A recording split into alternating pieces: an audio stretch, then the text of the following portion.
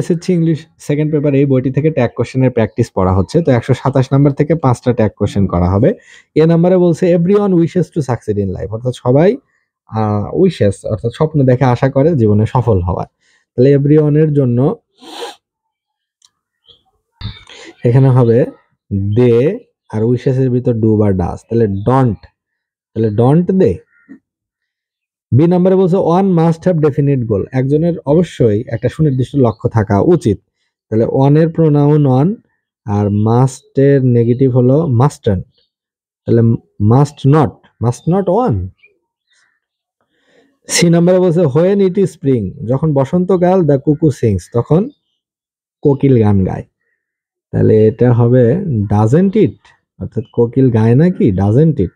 D নাম্বারে বলছে my friend requested me to form the habit of morning walk, অর্থাৎ আমার বন্ধু আমাকে রিকোয়েস্ট করেছিল, অনুরোধ করেছিল সকালে হাঁটার অভ্যাস তৈরি করা।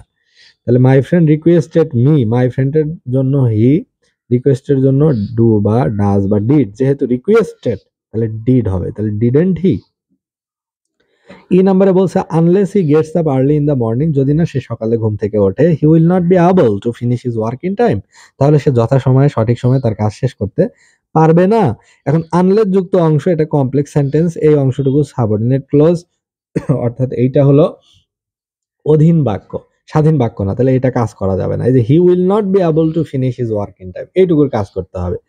তাহলে হি প্রোনাউন হি, আর উইল নট, তাহলে এখান থেকে হবে উইল, তাহলে উইল হি।